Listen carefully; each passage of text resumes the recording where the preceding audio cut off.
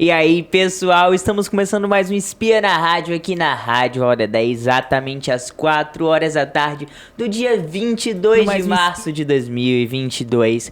Hoje aqui com o João Lucas e a Manduca Palbo e Pedro Linhares para conversar com ela, Rosina Popp, que é graduada em literatura pela Universidade de Siegen, na Alemanha. Inclusive, Rosina é alemã, é isso. E, primeiramente, boa tarde. E a gente vai bater um papo aqui sobre, enfim, todas essas áreas de intercâmbio cultural entre Brasil, Alemanha, essa cultura tão forte que você vem fomentando.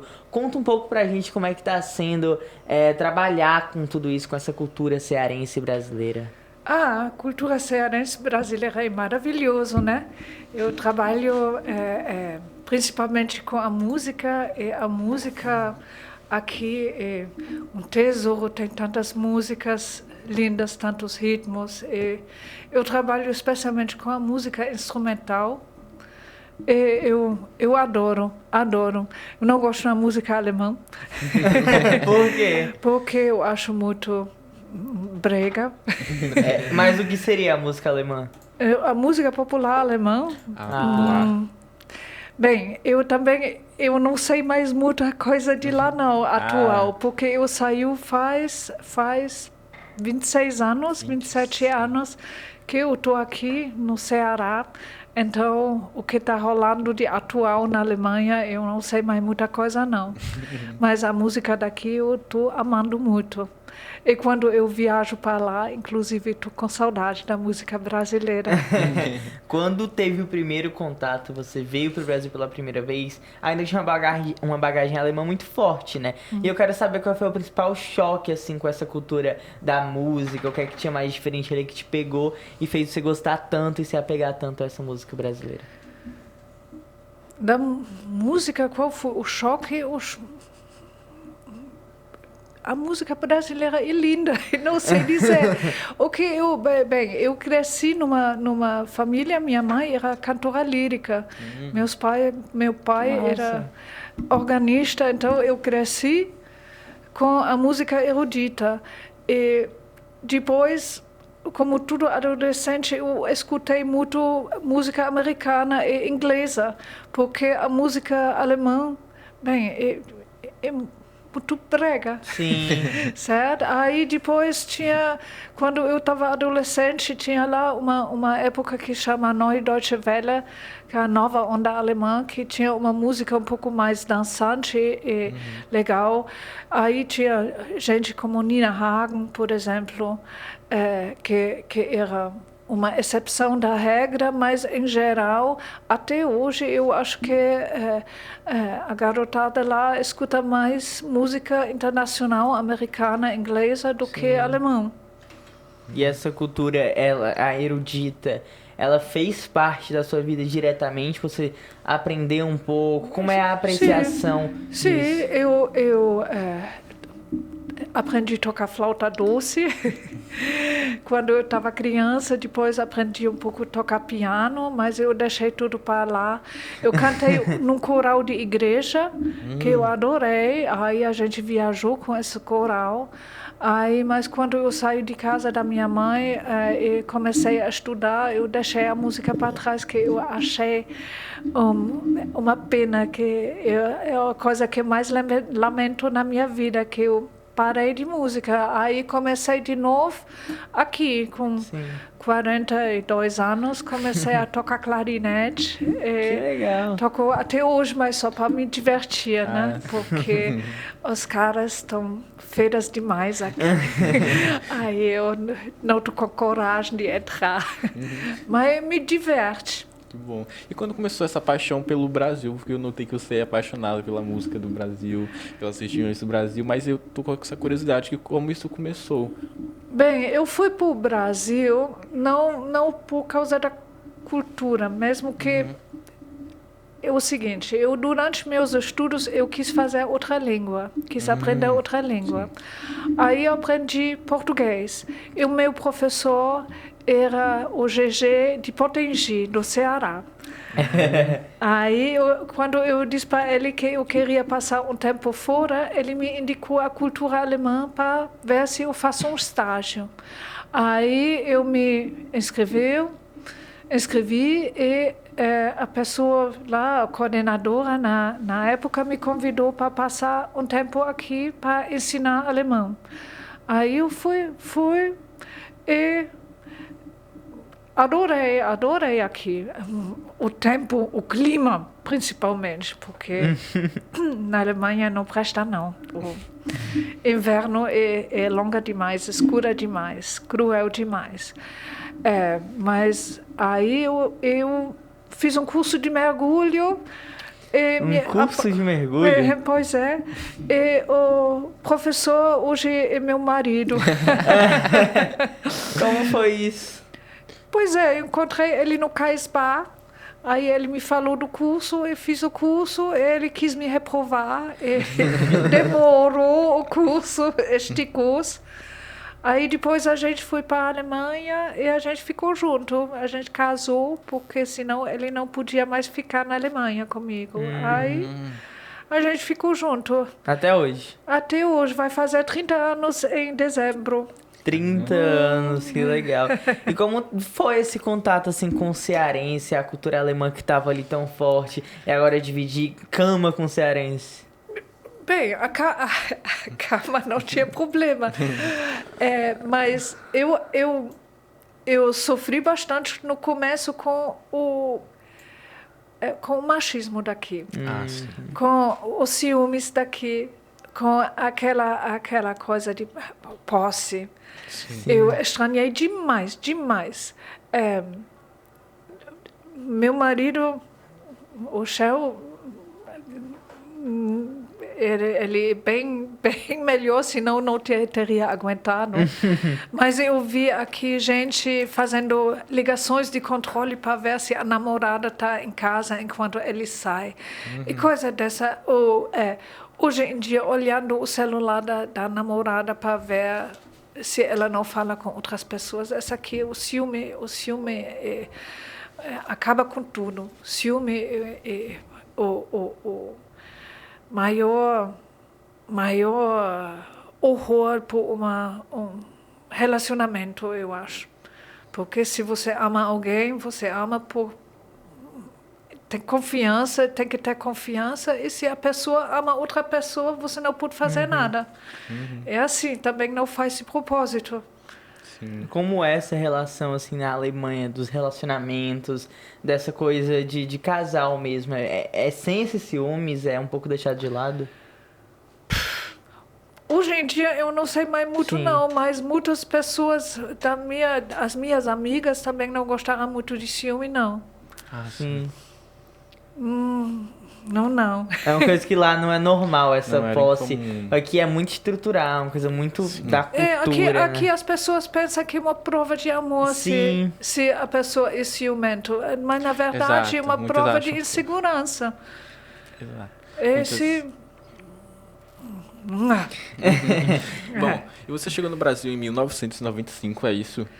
E eu fiquei com a dúvida porque eu não vivi em 1995, então como foi chegar no Brasil em 1995? Tipo, como que era o Brasil, como era o Ceará e tudo mais? Bem, em 1995 eu cheguei para ficar, porque então o ano que minha filha nasceu. Nossa!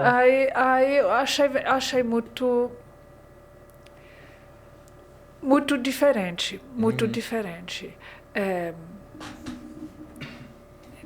A relação do povo com o corpo, por exemplo. Com o corpo? Com o corpo. Yeah? Por um lado, mostra quase tudo. Por outro lado, se mostra o corpo tudo e demais. Por exemplo, Na Alemanha, no meu tempo, quando eu estava na Alemanha, quando saiu o sol, eu tirei a blusa e tomei banho aqui topless, como todo mundo fazia. Era normal. Meus pais eram nudistas, a gente foi para praia de nudismo. E, não tinha nada de erótico, sabe? Era o corpo. E aqui as pessoas usavam biquínis que cobriram os mamilos e nada mais. Mas podia. Assim era normal. Aí eu achava isso muito esquisito. Muito esquisito. As pessoas, a relação com o próprio corpo. O que podia, o que não podia. Tipo, um biquíni azul pode, uma calcinha azul não pode. Aí eu não via muita diferença, sabe? Mas, bem, isso outro país, outras regras. Aí, por exemplo, meu sogro, que eu admiro muito por muitas coisas, mas ele era o dono da família, sabe? E muitas vezes, logo no começo, eu defendi minha sogra quando ele fez umas brincadeiras pesadas com ela. Aí eu não entendi isso, não. A relação mulher-homem era bem diferente do que eu estava acostumada na Alemanha. Mas falando um pouco de cultura, agora a Rosina, ela trabalha com isso, com a cultura da música, a cultura da música cearense. Como foi que essa cultura chegou tanto em você que virou uma coisa de uma profissão? Bem, como eu falei para você, a minha primeira experiência com produção foi com a banda de Pindoretama. E eu de casa de músicos, a minha filha foi para a escolinha e aí tocava a banda de Pindoretama, que tinha, eu acho, 1 ano de existência na época.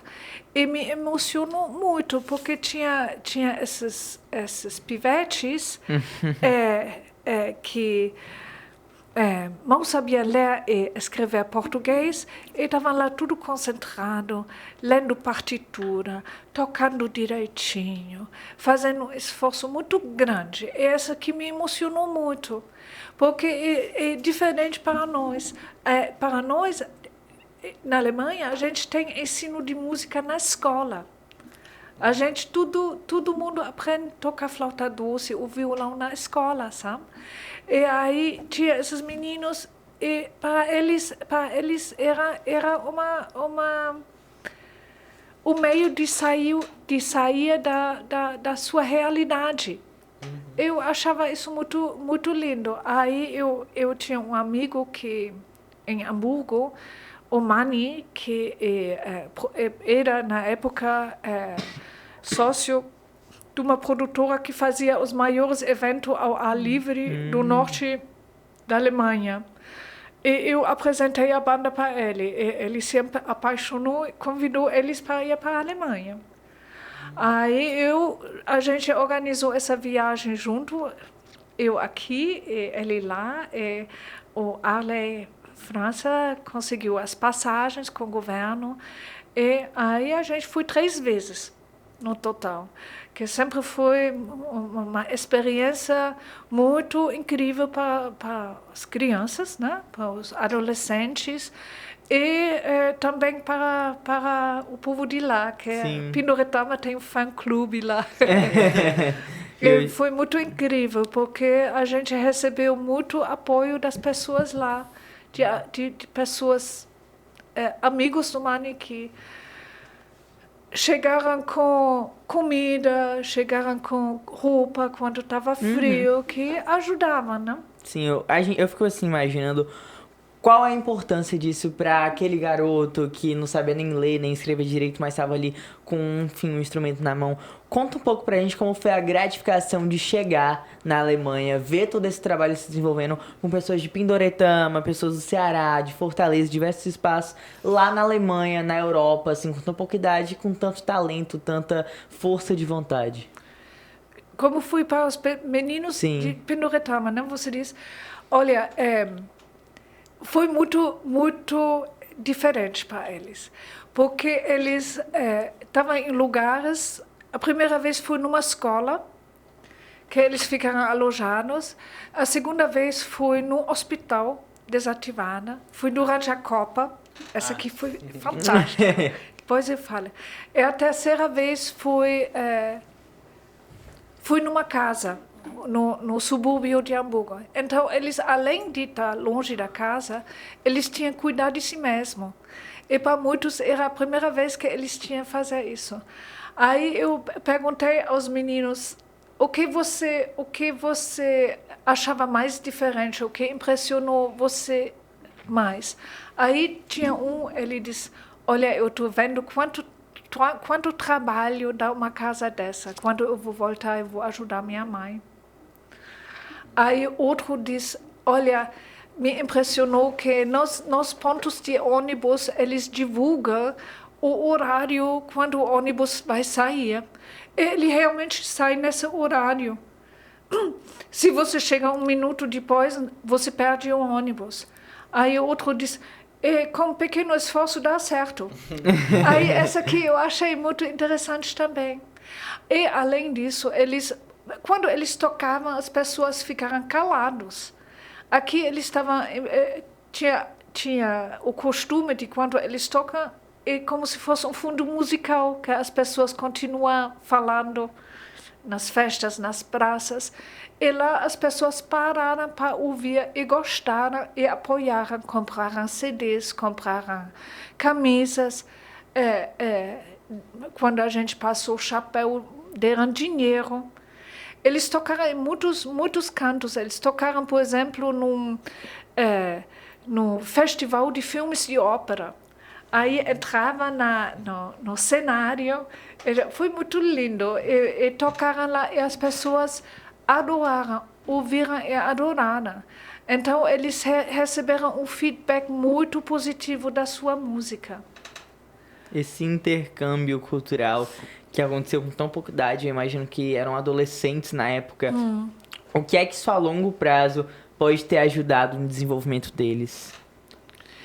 Bem, o Adriano, que hoje é o regente da banda, ele foi um dos meninos que foi na primeira viagem. Massa.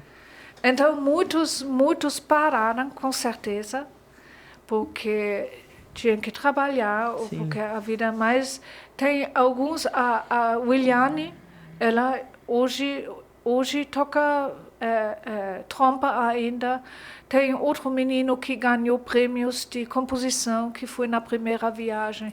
Então, alguns ficaram na música e conseguiram realmente na música melhorar a vida deles. E fora esse projeto da banda do Pia Marta, tiveram outros intercâmbios culturais, outras viagens proporcionadas aí pela produtora cultural Rosina Pop. Pia Marta não, Pia Marta é outra. É Pindoretama, isso é porque eu lembrei do Arley. O Arley, ele falou muito do Pia Marta. Ele estudou no Pia Marta. Isso. Essa que foi, na verdade, a motivação dele de fazer uma banda, porque ele queria... Ele explicou um pouco dessa história. Devolver essa experiência para outros. Bem, eu fui para a Europa e para a Austrália 3 vezes também. Bem, fiz 3 viagens com o coral da UFC, sempre com muita gente.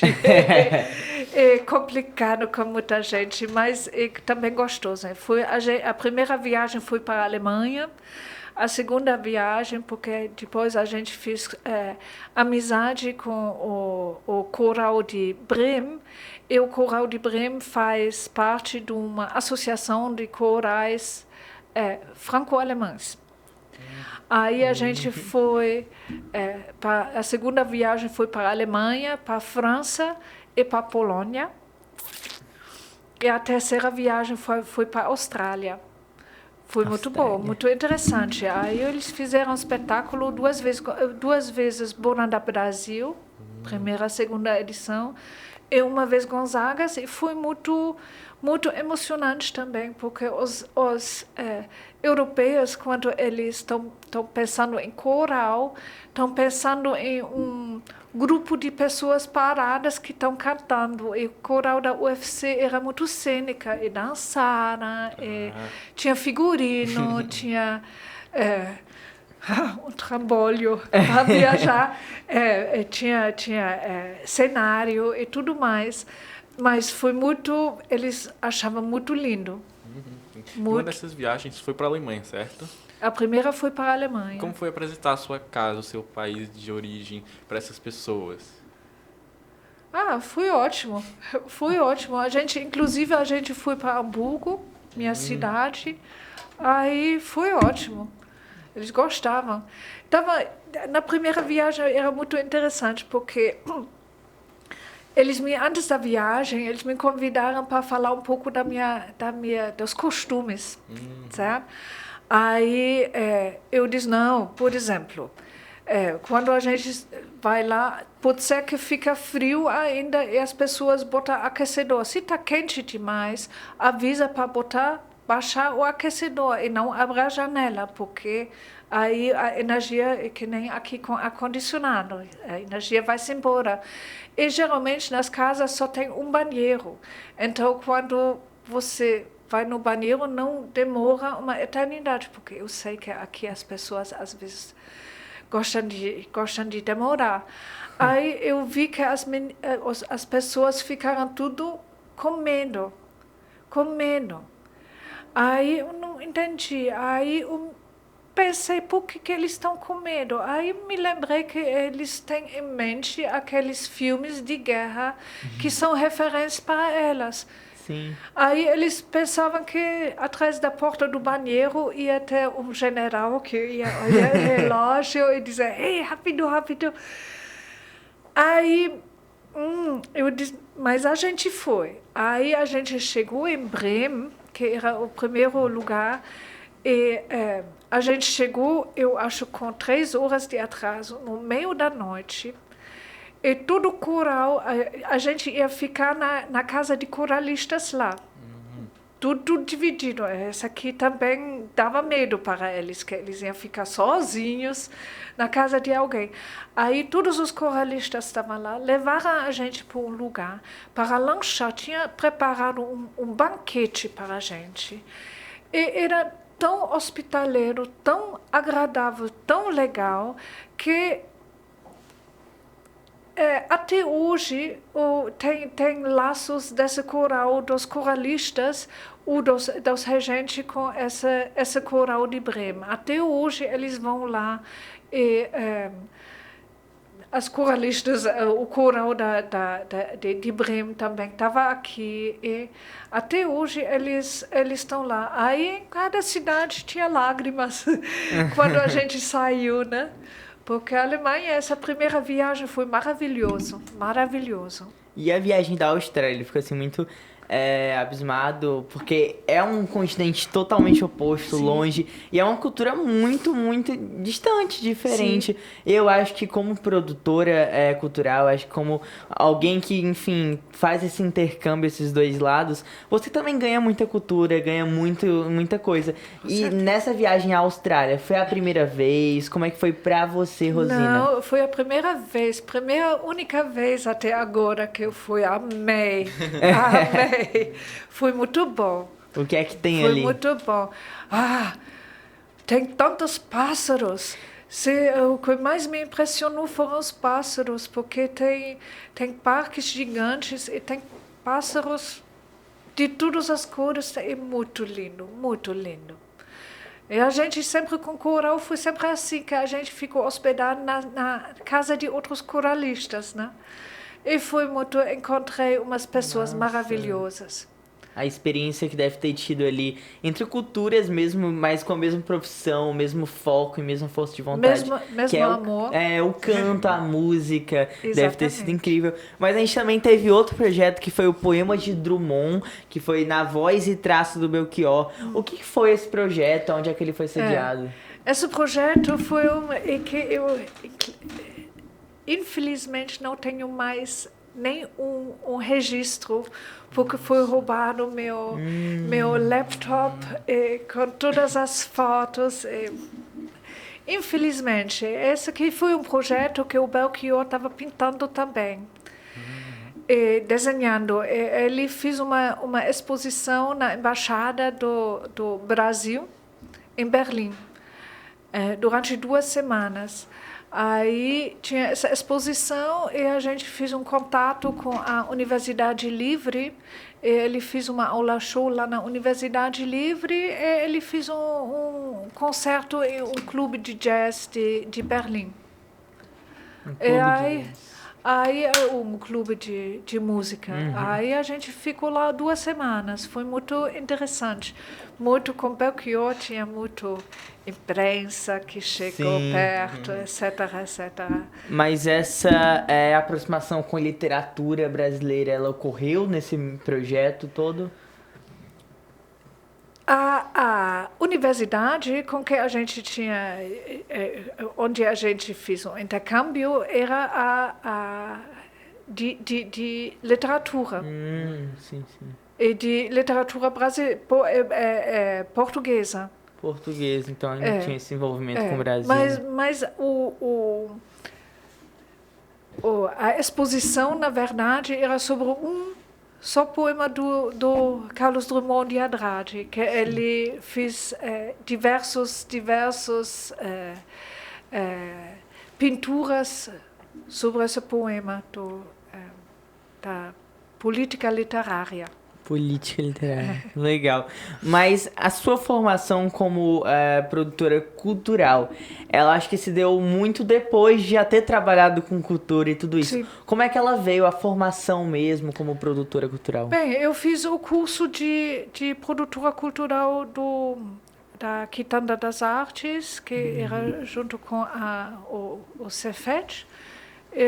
Com O Cefet é o IFCE agora, eu acho. Não. É um Instituto Federal? Não é um Instituto Federal. Ah, tá. E com a Secretaria de Cultura. Era o primeiro curso que se esticou muito, mas aprendi muito lá. Foi muito bom o curso. E o que é que você aprende, assim, num curso de produtor cultural? O que é que tem, assim, como matéria? A gente fala sobre as diversas linguagens, a gente aprende sobre história, história da cultura, das diversas linguagens. A gente aprende sobre as leis de incentivo fiscal. A gente... foi um monte de coisas que a gente... sobre políticas culturais, sobre gestão cultural. Isso é muito interessante porque a gente está o tempo todo ouvindo sobre Lei Aldir Blanc, Lei Rouanet, mas a gente não entende. Sim. Então, você, Rosina, poderia explicar um pouco para a gente o conceito dessas leis de incentivo? Bem, a gente tem como lei de incentivo aqui a Lei Rouanet, que é federal, e a lei do mecenato, que é estadual. E todos os dois têm por fim que os possíveis patrocinadores, podem deduzir o dinheiro que eles investem em um projeto cultural dos impostos. Na Lei Rouanet, eles podem deduzir do imposto de renda e na lei do mecenato do ICMS. Então, quer dizer, se um projeto é aprovado, tem uma inscrição. Você tem que inscrever na Lei Rouanet ou no mecenato. Sim. E se o projeto foi aprovado, eu posso ir, por exemplo, para a Enel, que mais aqui no Ceará patrocina pelo mecenato. Eu posso ir para a Enel, apresentar meu projeto, e se ela gostou do projeto, ela vai me dar o dinheiro e desconta esse dinheiro no ICMS. Quer dizer, ela não vai perder nada, não. E para ela é bom, para essa empresa é bom, porque ela atrela a sua imagem a um projeto cultural que pode melhorar a imagem dela. Sim, entendi. Certo? Na Lei Rouanet é a mesma coisa com imposto de renda. Então é basicamente esse incentivo, então a empresa em si não precisa dar nada. Ele é tirado do imposto de renda, é isso? Depende. Tem 3 formatos. Tem um formato de doação, onde a empresa não precisa dar nada do seu dinheiro, do seu dinheiro de marketing. Tem um de patrocínio, onde ela tem que entrar com 20%, eu acredito. E tem um de doação, como se chama? Investimento, onde ela pode entrar com mais, mas também tem direito a mais imagens. Sim. Certo? Por exemplo, se ela faz uma doação, na verdade, eu não poderia nem botar o logomarca dela no meu projeto. No outro lado, eu tenho que fazer porque ela me apoia. Aham. Certo?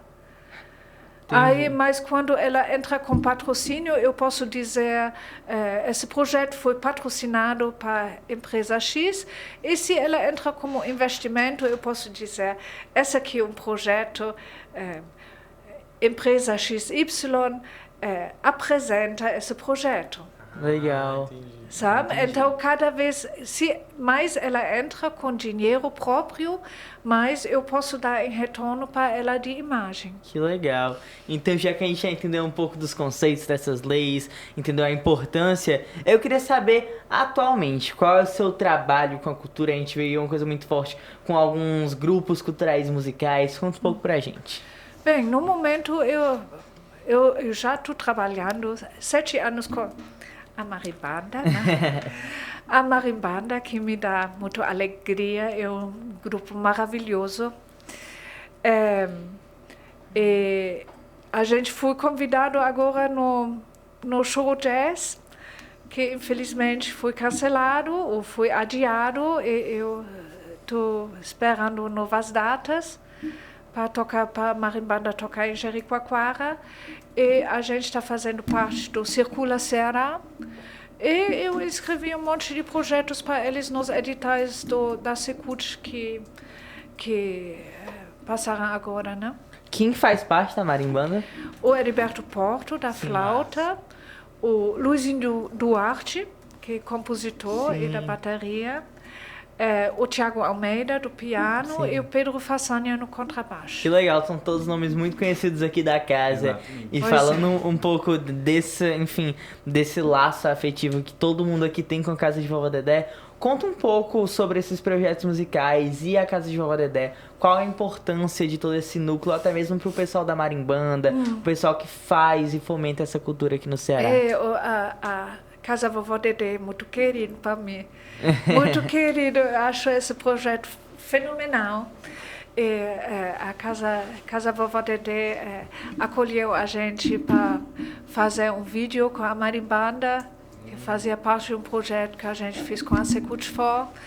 E longa vida a Casa Vovó Dedé. É um lugar muito acolhedor, muito legal. Muito legal. Acho maravilhoso o trabalho daqui. João Lucas, você Oi? tem uma pergunta. Ele tá aqui há uns 5 minutos falando que ele quer ouvir uma coisa. Vamos lá. É porque a gente tá falando de cultura, música e tudo mais. Eu quero saber se você canta alguma coisa. Eita! Você Porque canta? a Em gente português? ouviu. Em português? Alemão? Tanto Em todas faz, as a gente línguas ouviu um você pouco faz. desse contato seu tão forte com a música, É, com o canto. surgiu essa Eu acho que a dúvida. gente quer ouvir aí. Eu fiquei já encabulada porque não tinha botado batom agora para cantar. Me deixa ver. Mas você canta? Me deixa ver o que eu vou cantar para vocês. Vamos esperar a Rosina Pop decidir a canção. Pode ser qualquer coisa, pode ser inglês, português, alemão, francês. Não, eu vou cantar uma coisa em alemão. Tá bom. Só pensar o que eu vou cantar. É legal até porque a gente tem um pouco dessa aproximação com a cultura alemã que a gente não tá falando aqui. A gente vai aprender alguma coisa. Até o final do programa a gente aprende alguma coisa de alemão. Pensou? Vamos falar de outra coisa enquanto eu penso. Tá certo. Então, gente, aí a gente tava conversando um pouco antes, né? Sobre a Alemanha, sobre todo esse negócio. E a gente tinha aprendido. Uma palavra. Uma palavra que eu não Uma lembro frase, mais. no caso. Eu esqueci também. Era uma frase, era alguma coisa. Eu não. Tu lembra, Pedro? Não lembro, não lembro nem como é o significado. Era como você está. Com você Sim. está. A gente não deu lembro. dois locais. Wie geil die dat? Wie geht das? Wie geil die dat? Wie geht das? Ja. Não, mas o jeito em alemão mesmo. O jeitinho alemão mesmo é wie geht es dir? Wie geht es dir? É mais fácil. Wie geht es dir? Inclusive, Ou wie geht's, né? Ou wie geht's? Wie geht's? Eu lembrei. É mais fácil decorar. é Wie mais geht's? fácil. Eu estava também comentando sobre a questão dos sotaques, que lá não é mais forte porque você comentou que eles meio que não se entendem alguns sotaques, algumas regiões. É quase que dialetos, né? Quase total, dialetos total. Mas é a mesma língua, muda a palavra ou só assim Muda a palavra, muda a pronúncia? gramática. Caraca! Por exemplo, lá do norte, onde eu sou, a gente tem uma Plattdeutsch, que é uma mistura de inglês, holandês, alemão, porque eles eram navegantes, né? A gente tem o porto lá e tem os navegantes. Então, por exemplo, a palavra Mädchen, que é menina, em Plattdeutsch Stern, deren, não tem nada a ver, né? Nada. Por exemplo, em alemão oficial, Hallo Mädchen, wie geht es dir? Wie geht's dir? Em Plattdeutsch, na min deren, wie geht die dat? Não entendi. Alemão é um pouco complicado. Mas e aí, pensou na música? Oi. Deu tempo? Vou cantar um do Udo Lindenberg. Como é o nome? Udo Lindenberg. O do Lenneberg. Que é sobre um vampiro, ja? Tá. Es war Mitternacht, ich ging spazieren, da bemerkte ich, ein dunkler Mann mit einem großen Hut verfolgte mich. Und dann sprach er mich an, klappernd und mit knirschenden Zähnen. Ach, würden Sie wohl so freundlich sein und Ihre Blutgruppe mal erwähnen. Ich dachte mir, das ist ein Vampir, da muss man vorsichtig sein. Ich sagte, Moment, ich guck mal eben in meinen Ausweis rein. 0 Resus, negativ, da verzog er sein Gesicht und meinte, so ein Mist ausgerechnet, diese Sorte vertrage ich nicht. Agora traduz, vai. Eita! Fala sobre o que é essa música? Eu ouvi vampiro. Pois Eu quero saber justamente se essa palavra que parece vampiro realmente é vampiro. Vampiro. Vampiro. É uma história do cara que encontrou um vampiro e o vampiro pergunta qual é seu tipo sanguíneo. Aí eu disse, essa aqui é um vampiro, eu tenho que prestar atenção e olha nos documentos e diz zero negativo. Aí ele diz, que essa aqui eu não aguento. E depois eles vão beber uma cerveja, falam Isso sobre é a a música vida de infantil vampiro. alemã? É isso que Não botam é para as infantil. crianças ouvirem? Não, eu botei para minha filha Botou? ouvir, ela gostou, adorou, mas geralmente não é uma canção para crianças. E Udo Lindenberg é um cantor da minha cidade que fez um monte de músicas engraçadas. Falando um pouco desse negócio do sotaque das cidades, quando a gente vai pra música, eu acho que a comunicação pela fala é muito importante. Mas quando as pessoas vão compor, tipo Hamburgo, a gente tem Berlim, as composições de Hamburgo são no dialeto de Hamburgo ou são no alemão padrão? No alemão padrão, geralmente são. Tem uns que são no dialeto, né? Mas geralmente são em alemão padrão. Que legal. Mas e aí, conta um pouco dessa cultura alemã, você contou pros meninos de Pindoretama. Eu também queria conhecer um pouco dessas mudanças aí de só ter um banheiro. O que é que tem, assim, que é diferente do Brasil? Bem, o que eu já falei, tem só um banheiro, o verão. O que é maravilhoso lá, se você vai no verão, que inverno eu não aconselho para ninguém, que inverno inverno é tristeza, é tudo cinza. No inverno não tem folhas nas árvores, o céu está cinza, tudo é cinza. Quanto é mais ou menos a temperatura lá no inverno? É negativa, não, às vezes. Às vezes é negativo, mas nem é o problema nem é a temperatura, o problema é a escuridão. Porque é triste. tudo cinza, chove muito, às vezes chove com neve misturado, você sempre está com pés molhado e frio, horrível, horrível. Mas no verão, o que todo mundo se admira que o sol fica até 10 horas da noite. Parece muito legal. Sim, mas no inverno anoitece às 4, Sim, né? nossa. E é triste, é solitário, né? Esse inverno, esse sem sol. Acho que o sol ele traz uma felicidade, esse negócio do calor, da energia que a gente tanto tem aqui no Brasil. Ela traz um pouco desse molejo que a gente Acredito tanto que eu fala. prefiro o frio. Tu prefere frio? Não, eu também. queria conhecer a Alemanha por causa do frio. Eu acho que a gente prefere porque a gente não viveu. Eu acho que se você fica uma semana lá, você vai talvez curtir. Mas se você fica o inverno todo lá e não vê o sol... Tem gente que trabalha em escritórios fechados que não estão vendo o sol a semana toda. Porque você começa a trabalhar às 8 horas e o sol só nasce às 9. Aí você sai às 5 horas e o sol se põe às 4. Tô entendendo. Aí você não vê o sol. A gente viveu um período de pandemia em que a gente ficou muito tempo em casa e a gente não via o sol. E a gente meio que surtou durante muito tempo. Eu ficava muito louco de, meu Deus, tá de noite de novo, porque foi um período que a gente meio que desregulou o sono, foi dormir muito tarde e acabava perdendo o dia todo. E era muito ruim, pelo menos pra mim, né? E eu acho que viver isso diariamente, sem ser uma coisa de tentar dormir mais cedo pra ver o sol, é tipo uma coisa que não tem como ver porque o horário é mínimo, você tem que trabalhar. Deve ser muito angustiante, né? Geralmente, cada inverno a gente tem uma pequena depressão. Sim. Né? Mas no muito outro lado, justamente no inverno, tem uma programação cultural muito forte, né? E concertos. Isso é interessante. Eu acho que é muito interessante falar dessa cultura. A gente tem uma cultura muito forte no Brasil, mas uma coisa que a gente pode, assim, falar com certeza que não é tão forte é essa cultura erudita, que na Europa, que enfim, ela é muito difundida. E eu quero entender se, apesar de você gostar da música brasileira, dessa música popular brasileira, se essa cultura erudita ela é importante, como é que foi pra você? Muito importante. Eu amo música erudita Também. até hoje. Até hoje. E na Alemanha é muito importante.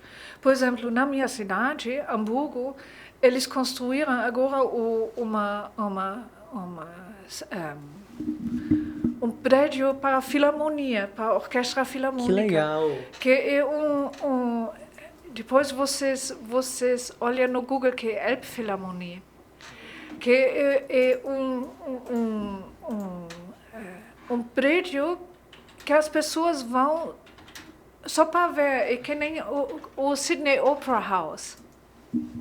O Elfi, se você olha Elfi, E-L-F-I, você vai... Como é o nome? E-L-F-I.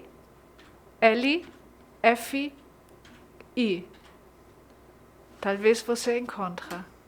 O Elfi Hamburg, uma coisa dessa. Elfi Hamburg. É o Papai Noel? Não. Não. É um prédio gigantesco que eles botaram no meio do porto, que pronto, essa aqui. É esse? Essa aqui. Ele no meio, ele tem uma sala que cabe, eu acho, 1.600 pessoas. E está lotado já. Você precisa, se você quer visitar, tem que reservar, comprar os ingressos 1 ano e meio antes, porque lotado.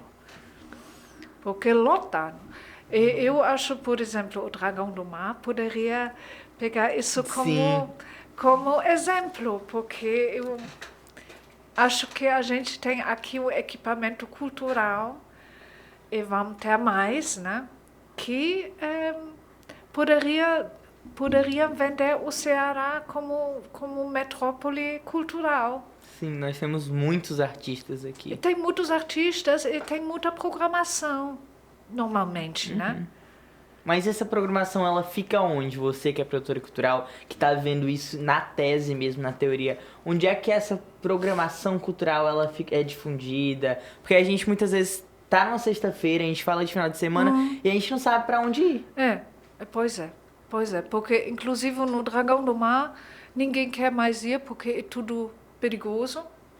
É uma pena, Sim. pena. No Teatro Carlos Câmara, ninguém tem coragem de ir de noite. Sim. O novo teatro O São José. São José, complicado porque ele não tem som e luz. Sim. Então, os grupos que vão lá têm que contratar som e luz. E como você quer fazer isso? É muito complicado. Mas eu acho que tem um jeito. Você poderia, por exemplo, fazer o que em Hamburgo eles fazem. Eles fazem propaganda para o Elfi em todo canto. A pessoa compra viagens para Hamburgo com ingresso na Elfi. Essa aqui o Elfi a chamativa para chamar turistas culturais. Sim. E assim, eu achava tinha uma ideia de um trem cultural que passa na beira-mar, nos hotéis, pega as pessoas, passa no Dragão do Mar, passa no Teatro José de Alencar, passa no João Câmara, para levar esse público que tem aqui em Fortaleza para os lugares culturais. Essa aqui ia funcionar. Sim. A gente tem muito espaço e muita gente que pode produzir essa cultura, né? Então acho que Fortaleza tem tudo para ser um polo cultural enorme, já é, mas ter essa coisa mesmo dos espetáculos, das orquestras. A gente eu acho que não tem uma orquestra aqui em Fortaleza, né? Não, só do Arley, né? Não, eu digo orquestra eu acho que tipo uma orquestra estadual, filarmônica, enfim. Não tem nada. O governo não tem nem uma orquestra, nem uma banda, nem um corpo de baile, de dança, nem um grupo de teatro. É tudo via edital. É tudo via edital. Então, se eles fazem um edital, os artistas dão uma programação cultural para o governo paga por isso, mas no estadual mudou agora, mas no municipal a gente ainda tem que dar 20% de contrapartida. A gente dá, os artistas dão a arte deles, e fazem tudo, fazem divulgação, contratam técnicos, fazem tudo o que precisa fazer, tira o município dessa responsabilidade, ainda tem que dar uma contrapartida. Eu acho isso muito esquisito. Acho.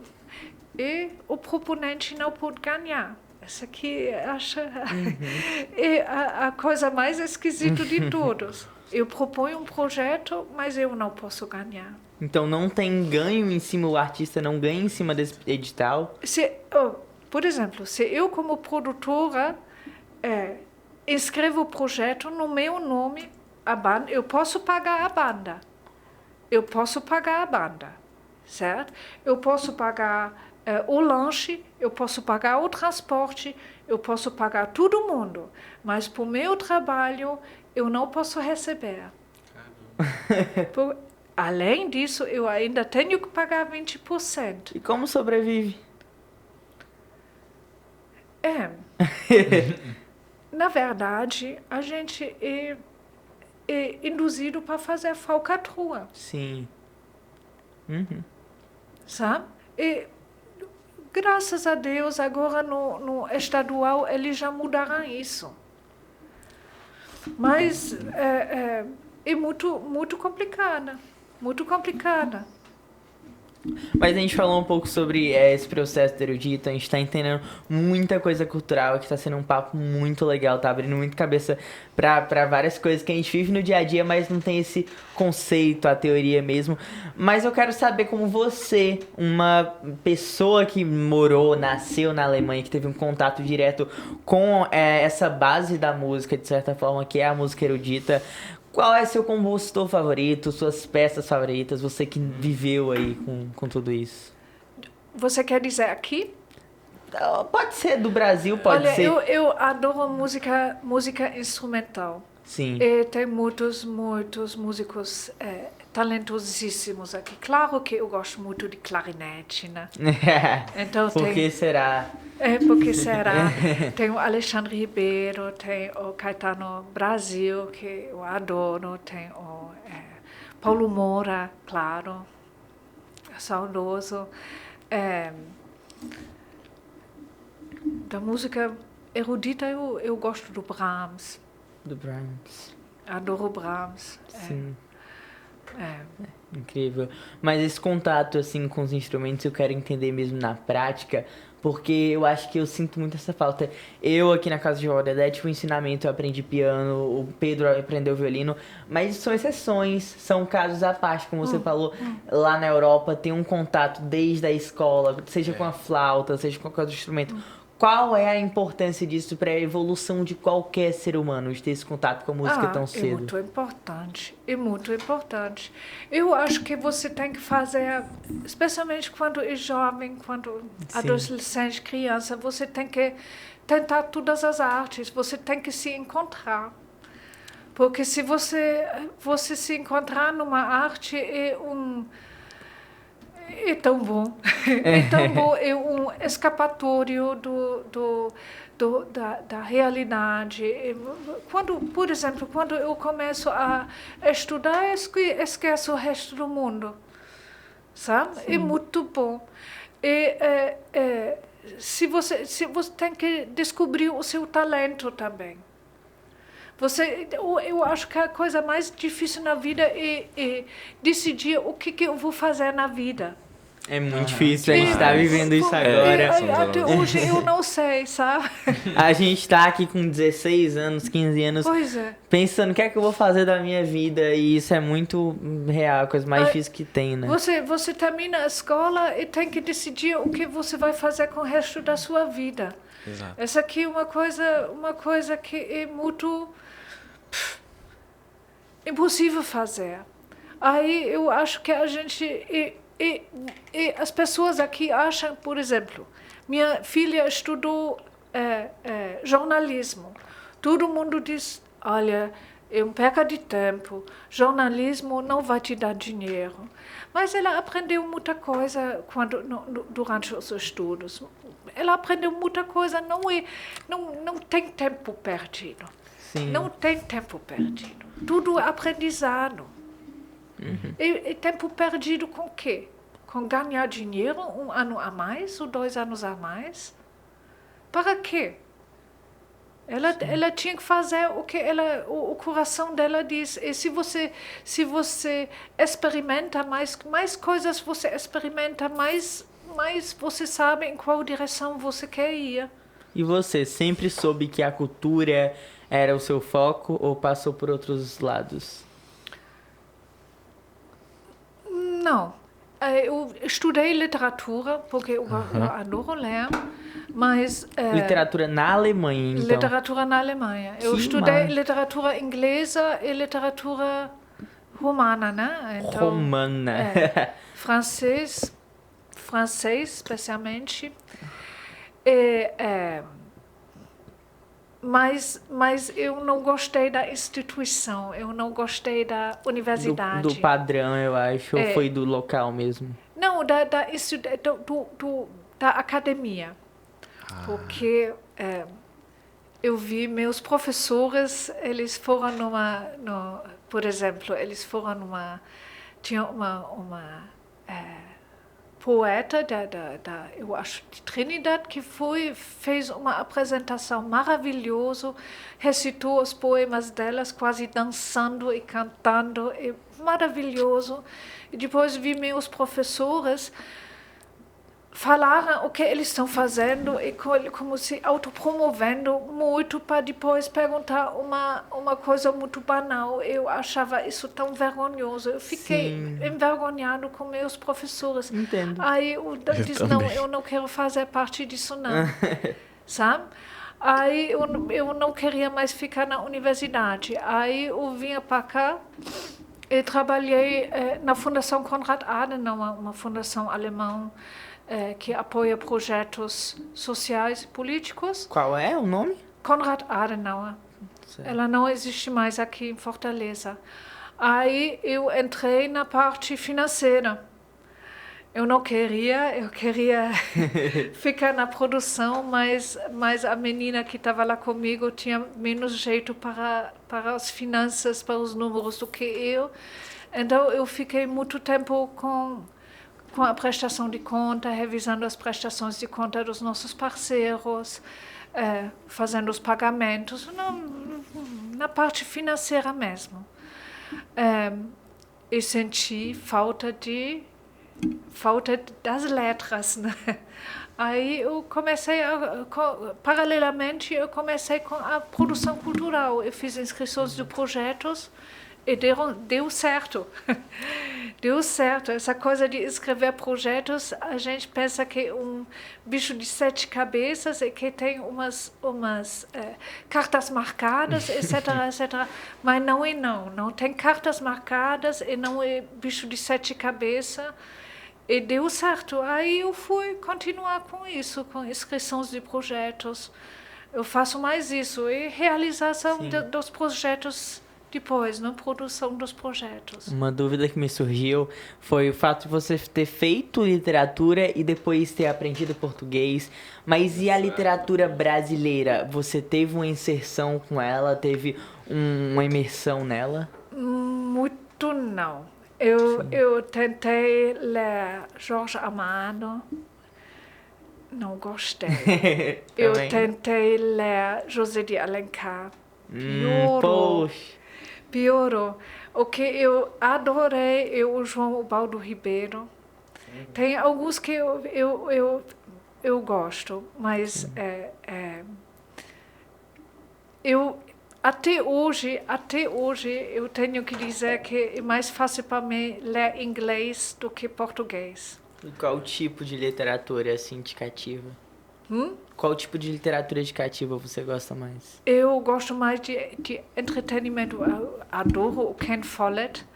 Como? Ken Follett. Ken Follett? Ele, Não. Ele escreve romances históricas, mas está contando muito bem. Ele fez uma trilogia sobre o século XX, onde ele conta da perspectiva de uma família americana, russa, inglesa e francesa e alemão. Eu acho 5 famílias, os acontecimentos do século. Sim, teve muita coisa do século XX. Muita coisa. Em todas as partes do mundo. Exatamente. Parece legal. Qual é o nome da obra? É a trilogia do século XX. A trilogia do século XX. Eu não sei como são os... Eu li em inglês, nem sei como são. Ele é Ken Follett, com 2 L's e 2 T's. Ken Follett. Aí eu passei para o meu marido e ele também começou a ler. Pronto, aqui. Ken Follett. Tem português? Follett. Tem, é a trilogia, é o século. Queda dos Gigantes, Eternidade por um Fio, Inverno do Mundo. São esses 3. Pois é. Eu entendi com esses livros quanto eu estava perto do desastre durante a Guerra Fria, por exemplo. Muito interessante. Eu fico imaginando agora que a gente está vendo todo esse conflito na Ucrânia, na Rússia. Enfim, o mundo tá um caos. Daqui a pouco vai ter outro Ken, é Ken o nome dele? Vai ter outro Ken aí contando outras histórias do século XXI, no Brasil, na Rússia, porque a gente tá vivendo uma coisa muito similar, né? Eu acho que, enfim, são períodos históricos totalmente diferentes, mas que tem um peso, assim, muito forte parecido, assim, por muitas aspas. Guerra sempre tive, né? Uhum. O que está acontecendo na África também, que a gente nem Sim. tem, nem sabe. O que aconteceu no Oriente Médio, o que vem Oriente acontecendo há Médio. tanto tempo. Tem muita coisa aí que a gente tem que falar, que tem que ser visto. E são coisas que a gente tá no século XXI, né? Eu acho que comunicação e todos esses aspectos já são suficientes pra gente poder abrir os olhos e entender que a humanidade é uma só e que a gente precisa, enfim, se juntar ao invés de fazer tanta guerra. Eu acho que a gente precisa entender um pouco disso. Mas, bom, tá dando 5 horas, a gente tá completando 1 hora de papo. E eu queria te agradecer pelo dia de hoje, esse dia 22 de março. Por, enfim, todo esse troca mesmo de conhecimento que você passou aqui pra gente, que a gente conversou aqui, eu aprendi muita coisa, realmente quero muito agradecer esse lance cultural, esse negócio das leis, são coisas que eu vou levar aí como bagagem por um longo tempo, e eu Que acho bom. que é isso, em meu nome, gostaria de agradecer, João Lucas. No meu, no seu, no meu, e em todos. Até pela palavra que eu aprendi que eu já esqueci. Rigettes, Vigets. Vigets, Viguet. Vigets, Yeah. Eu vou só pegar com esse menor que é mais fácil. Vigets. Eu queria agradecer também por me convidar. Foi muito bom conversar com vocês. E a Casa do Vodedé está no meu coração. Você Bom. também agora está nós nunca iremos esquecer de Rosina Exatamente. Pop. É isso? É Pop? Pop, Pop. De onde é que vem isso, só pra gente terminar aqui, o pop? do meu pai. Só isso? Do Ok. meu pai, é. Ele criou, assim, Não, a família dele, da Baviera. Baviera? É. Que legal. E é isso, eu acho que a gente vai encerrando mais um programa hoje com Rosina Pop. Muito obrigado. E é isso, um beijão e até amanhã.